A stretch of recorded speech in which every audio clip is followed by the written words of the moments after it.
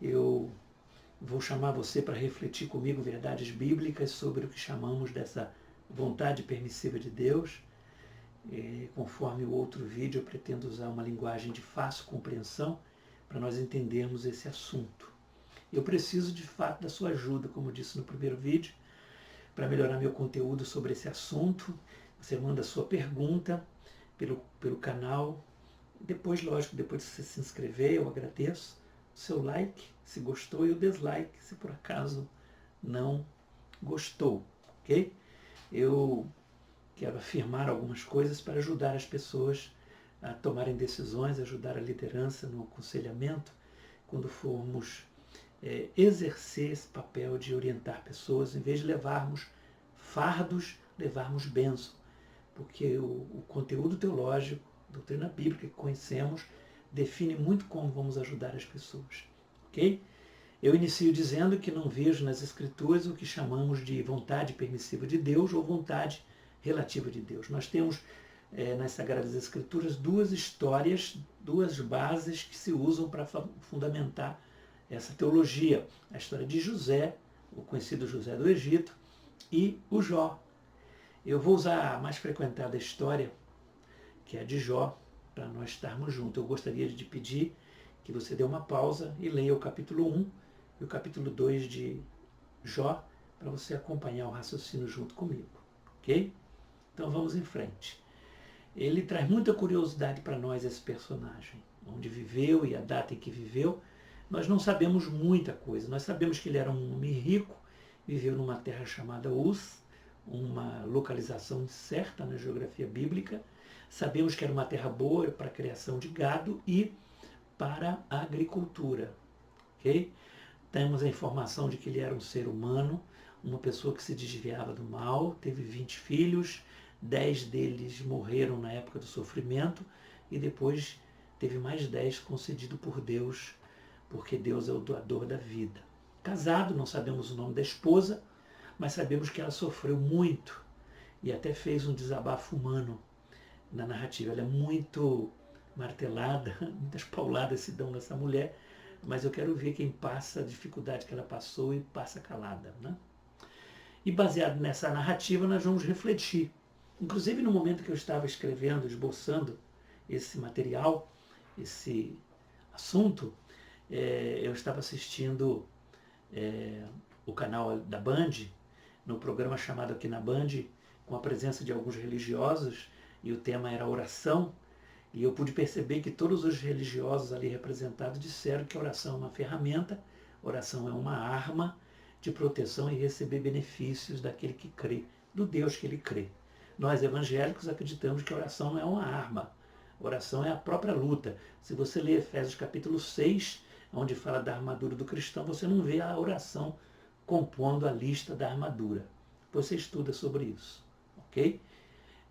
O que alguns têm pedido, não respondido, é porque é da vontade de Deus e que é controlada numa situação que é chamada vontade permissiva de Deus. Era assim que eles afirmavam ali naquele debate na Band, né? Por outro lado, diziam que a oração é que move a mão de Deus. Se move a mão de Deus, então não é vontade permissiva. Deus espera que oremos para agir, né? Os comentários eram praticamente contraditórios, né? E é assim que vivemos paliativamente, né? Dando respostas e questões da vida sem fundamentação alguma, infelizmente, né? Como nós não podemos saber de nada sobre a soberania de Deus, nós não conseguimos explicar tudo quando o bem vence o mal, quando uma oração não é respondida, quando uma doença não é curada e assim por diante. Nós, segundo os defensores da teologia da vontade permissiva, nós vivemos acreditando que somos teleguiados pelo destino, né? Mas veja que é assim que a nossa história vai acontecendo. Nós vivemos esperando resultados de orações, milagres, por conta dessa estrutura de mente que temos no contexto cristão evangélico. Todo o planeta praticamente, né? Eu te convido a caminhar com Deus, na contramão de todo esse pensamento, no vale da sombra e da morte, sabendo que Deus está conosco, luta. É uma proposta da Bíblia, ok? Você sabia que o diabo ainda diz, não tem nenhum crente que não seja interesseiro? Eu acho que ele está certo. Não ter nenhum, ele está errado. Eu acredito que tem muita gente que não é um cristão interesseiro com relação à fé no relacionamento com Deus, ok? Mas tem muita gente ainda interesseira, porque vivem essa fé barata de dependências de resultados, né? E vive na vida orando, acendendo velas para Deus, fazendo de tudo para poder receber de Deus as bênçãos, os benefícios que Ele pode dar, né? Mas vamos voltar à história de Jó. O que nós podemos entender com esse conteúdo? O sofrimento de Jó e sua paciência, na minha opinião, é o destaque principal desse livro.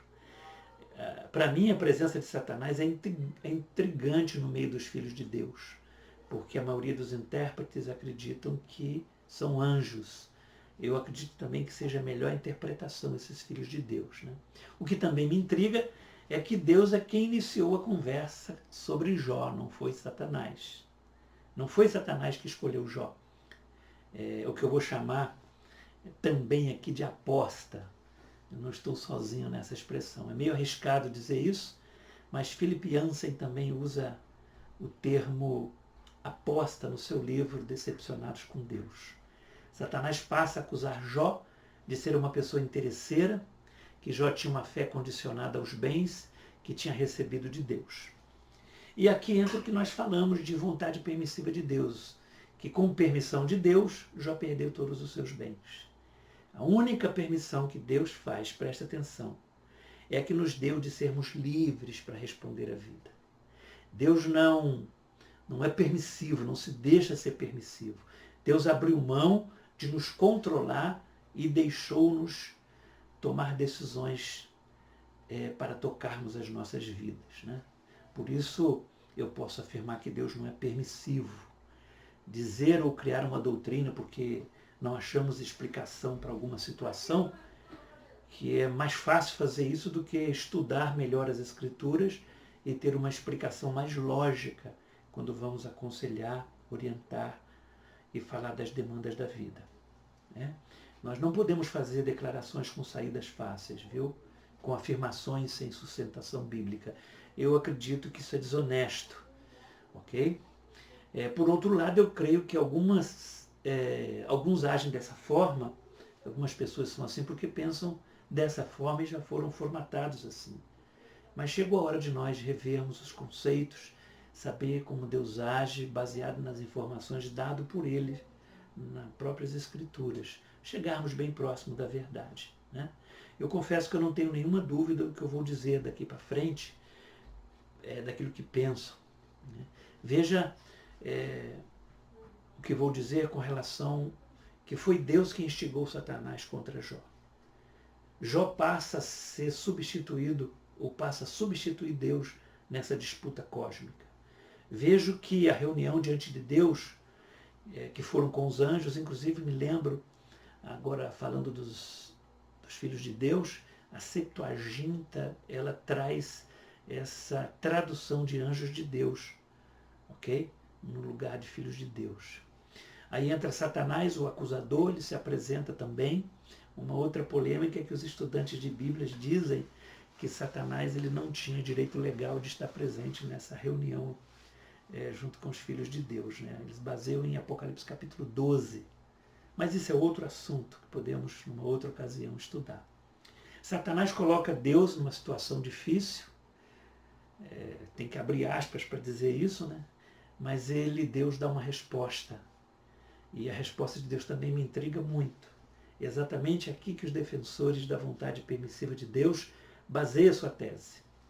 E nessa altura, eu sugiro você ler o livro com o título Meta-História, de Rubem Amorese, da editora Ultimato, ajuda a gente a entender sobre essa soberania de Deus, né? Essa ida de Satanás à presença de Deus me dá uma ideia que, acredito, Satanás está atrás daquele que esmagaria a cabeça dele, que está previsto em Gênesis 3,15. Martim Amorese disse que Satanás, durante toda a Escritura, tentou descobrir quem seria esse que esmagaria sua cabeça, né? Se você estudar a genealogia registradas na Bíblia da linhagem de Jesus, você verá Satanás trabalhando a fim de obter de volta o domínio sobre a terra. Mas ele não conseguiu. Sabemos disso, e sabemos disso através de Romanos capítulo 11, versículo 5, que sobreviveu o remanescente, que é Cristo. Louvado seja Deus. Agora Satanás acusa Deus de injusto, passando a dizer que Jó servia a Deus por motivos egoístas. Era uma acusação falsa. Deus sabia disso e não precisava se expor à prova para a comprovação dessa falsa acusação. Deus não precisava provar nada para Satanás. Mas o que ele faz então? Acredito que ele fez uma aposta. Ele pagou para mostrar ao inimigo que as respostas de Jó seriam coerentes. Deus acreditava nas respostas de Jó. Agora presta atenção, porque a história de Jó não tem base para querermos nessa doutrina da vontade permissiva de Deus. Porque o livro não trata do sofrimento de Jó. Não é essa a tese, só registra, como na maioria de nós pensamos. Mesmo que o capítulo 3 a 37 registre o sofrimento desse homem. Eu confesso que eu também lia e entendia assim, está ali para a gente ver até essa visão. Mas eu levei em conta a leitura total do livro, não só a partir do capítulo 3. O livro de Jó não é uma análise da dor e nem de como lida a humanidade com essa dor. O tema central do livro não é o sofrimento, e sim a fé de como confiamos em Deus e junto com Ele trabalhamos para redimir todas as coisas. Vamos tentando entender. Tentar usar o livro de Jó para explicar o sofrimento no mundo como vontade permissiva de Deus e que Deus tem um propósito através do mesmo, não é ter uma interpretação correta e sincera das Escrituras, de forma alguma. Eu não estou só aqui afirmando, eu queria dizer que eu estou afirmando que o livro de Jó não entrou no cânon das Escrituras para revelar o sofrimento. Inclusive, eu não estou só quando afirmo que a entrada do livro de Jó no cânon das Sagradas Escrituras revela que, abre aspas, que o drama pessoal de Jó na Terra teve origem no drama cósmico no céu. O Philip Yancey me ajuda nessa questão de entendimento. Eu, particularmente, sempre li o livro de Jó numa perspectiva de Jó, mas o certo é ler na perspectiva de Deus, que é o personagem central deste livro e, a propósito, o personagem central de todas as Escrituras, né? Deus, a Trindade. O capítulo 1 e 2 de Jó nos mostra todo o ensinamento do livro. O enredo, os personagens, o que eles fizeram na história. Na verdade, todo o mistério do livro está nos 2 primeiros capítulos. Você tem que ter essa visão que estou declarando. E é só a partir do 3 que sabemos se como Jó irá se comportar diante de tudo, né? Se tivéssemos só os 2 primeiros capítulos, não saberíamos se Jó negaria ou não a Deus, se bem que no final do capítulo 2 tem uma sinalização das possíveis respostas, né? Mas seria o suficiente para entendermos que a batalha da dimensão do espiritual é que o livro está tratando. Só a partir do 3, vivendo as coisas que não está sabendo e que está acontecendo, é o que Jó vai vivenciar, né? Ele só sofre a partir do capítulo 3. Jó não tinha consciência do que sabemos nos 2 primeiros capítulos. Jó não sabia que tinha sido escolhido por essa grande disputa nos céus. E só isso que o livro revela para nós. Essa grande disputa no céu. Você não vê em outras partes das Escrituras ensinamentos que possam fundamentar essa tal vontade permissiva de Deus. Lembrando que toda doutrina estabelecida tem que ter conexão com outras partes da Bíblia, né? Eu confesso para você que sempre li o livro de Jó sem ter essa revelação contida nele. E já faz um tempo que estou vendo que é dessa forma. Quando estudo sobre a ecoteologia, quando a gente estuda sobre o Amissio Dei, a gente começa a ver melhor as mensagens expostas em cada livro, especialmente no livro de Jó. As perguntas e angústias de Jó só tinham sido entendidas nos 2 primeiros capítulos. Okay? E a gente vai entender isso aí nessa introdução da história, nesse prelúdio. O sofrimento de Jó tem um desafio feito no cosmos.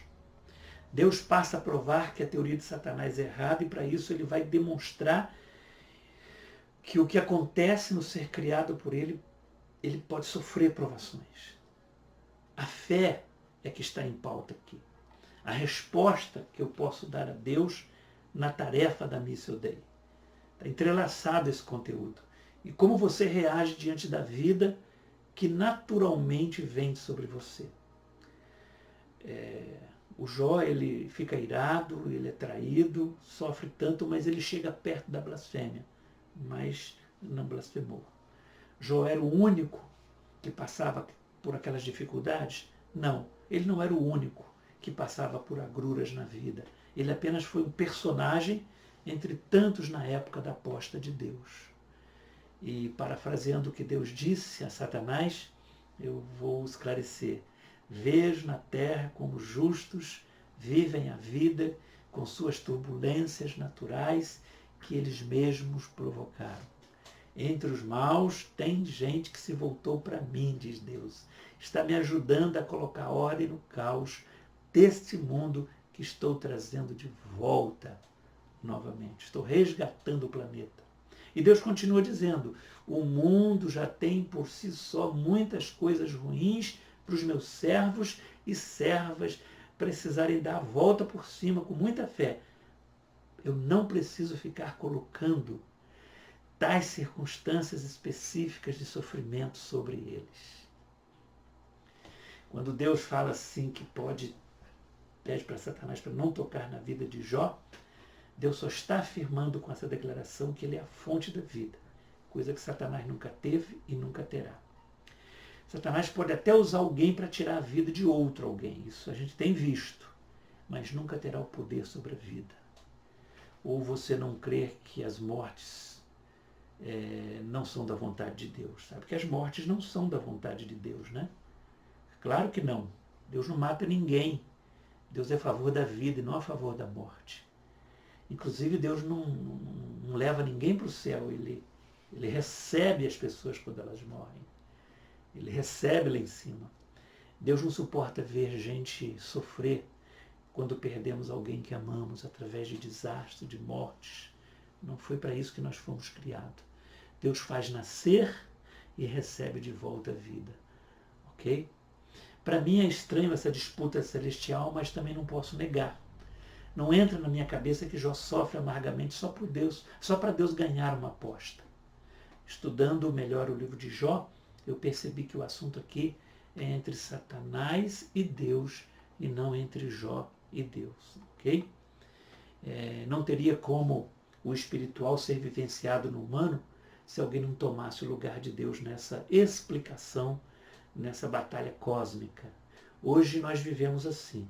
Estar vivendo e com as dificuldades naturais do fruto da queda faz parte da vida para exercer a fé em Deus, que é da dimensão espiritual. Ok?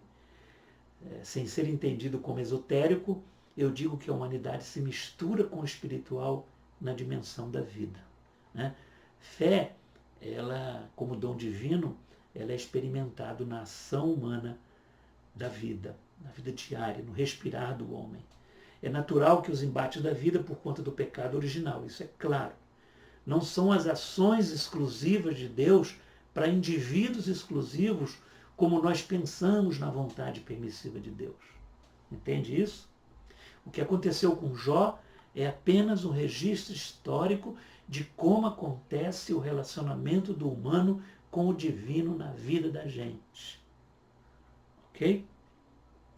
A fé do ser humano é mais importante na vida do ser humano. Esta é a mensagem do livro de Jó. Satanás sabia que criar o homem, que pôs tudo a perder, esses homens estariam sempre fazendo e deixando tudo a perder. Inclusive quando Deus chama um filho do homem, um ser humano, para trazer o mundo de volta, Satanás achou isso não vai dar certo. Mas é através da nossa humanidade, como seres, o principal sendo Jesus, o irmão maior, juntos nós vamos trazer de volta o mundo. Não sabemos de nada. Jó não sabia de nada. Jó estava apenas vivendo. Hoje sabemos que posso exercitar minha fé no relacionamento com Deus, sabendo que Ele não manda sofrimento, e sim espera que eu responda com fé o natural da vida. Nós vamos entender um pouco mais. Deus optou em resgatar o mundo através dos seres humanos. Ele poderia fazer isso com seu poder, mas Ele abriu mão do seu poder para trazer de volta a criação com amor. Aí nós precisamos exercer essa fé nessa tarefa de trazer o mundo de volta para Deus, e nós vamos continuar dizendo para Deus que Ele pode contar conosco e dizer para Satanás que ele não tem razão. Vamos vencer todas as turbulências na fé depositada em Deus, que nos capacitou para ajudá-los enquanto a terra volta para Deus. O caso de Jó pôs dúvida em uma resposta no que o ser humano pode dar para Deus. Satanás tentou dizer que nós não éramos livres, que o nosso livre-arbítrio botaria tudo a perder. Será que conseguiremos crer? Será que estamos conseguindo ter fé, mesmo em meio ao sofrimento? Nós estamos vencendo em nome de Jesus. Deus venceu a teoria de Satanás e continua vencendo. Tem gente lá na terra que em meio ao sofrimento responde com confiança no meu caráter, diz Deus. Temos valor, nós temos fé e nós podemos fazer diferença. Esse é o nosso papel como cristãos. Não podemos colocar Deus no banco dos réus. Nós confiamos nele. Quando a fé é menos provável, ela sobressai, ela é necessária. Eu vou abrir aspas para fazer uma citação de Philip Yancey da seguinte forma: nossas escolhas importam não apenas para nós, preste atenção, e nem para o nosso próprio destino, mas surpreendentemente para o próprio Deus e para o universo que Ele governa. Quase fechando com chave de ouro. Deus nos deu o privilégio de participarmos da grande missão que irá restaurar o universo ao seu estado original. Então viva a vida no ponto de vista de Deus. Junto podemos reverter esse quadro incoerente do universo, pois estamos envolvidos nessa recriação.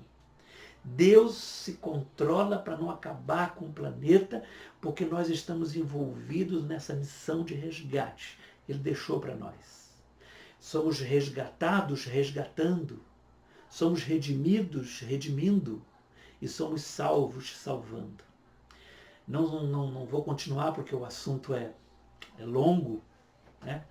Eu quero terminar porque também me veio agora à mente o tema da justiça, envolvido aqui no tema de Jó, quando nós vamos sempre questionar se a vida é justa, né? Muitas pessoas falam, mas não é justo isso, não é justo aquilo. Eu quero perguntar, a vida é justa?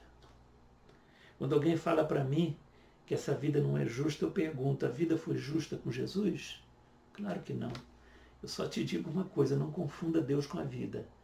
Viva a vida independente das circunstâncias. É outro tema que vamos falar numa outra oportunidade.